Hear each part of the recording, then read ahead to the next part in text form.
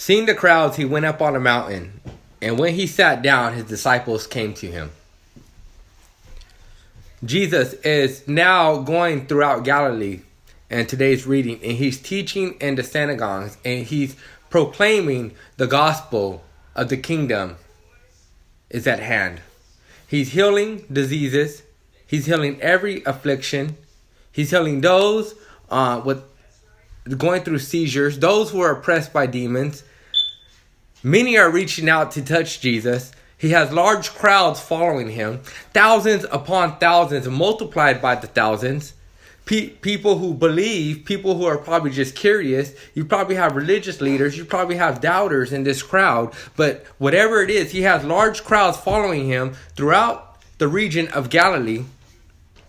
And then he sits down on a mountain. And his disciples come and sit at his feet.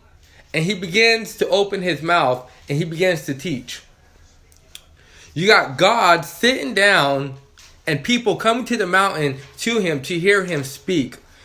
In the Old Testament, when God descended on Mount Sinai and he spoke to the nation of Israel, the people fell on their face and told Moses, "You go speak to him lest we die."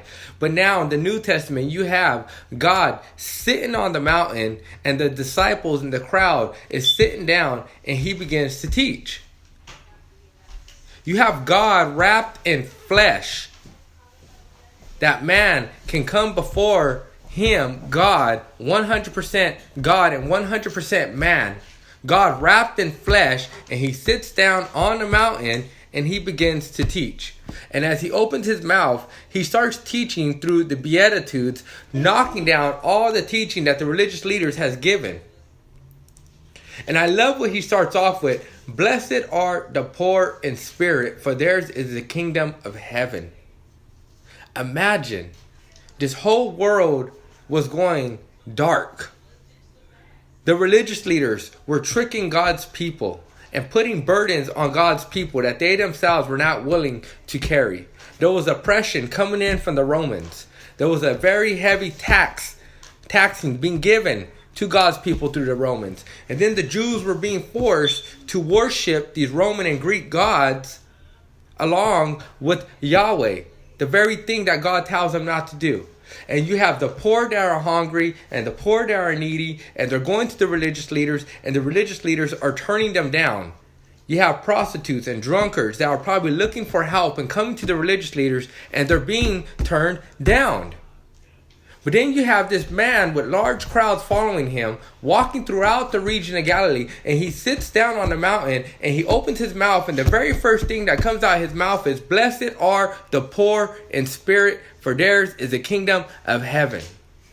Not those who think they have it all together because of their house and their career, or because they're in the church every Sunday, or because they give. He says those who are poor in spirit, those who realize that there's nothing good in them to save them from the wrath of God that is to come. Those who realize that there's nothing good in them to save them from themselves.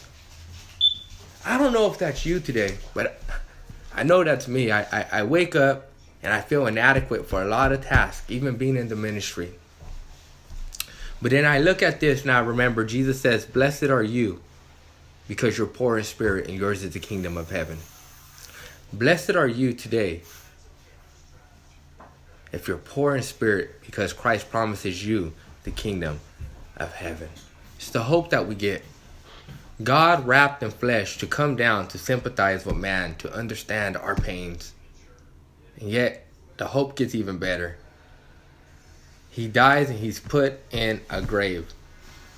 Imagine that. You who goes through depression in and out. Imagine how dark depression feels. I know the feeling of depression. But imagine how dark the grave was. And yet, Jesus Christ rose in victory. And he does the same thing for us today. Blessed are you who are poor in spirit. God bless you.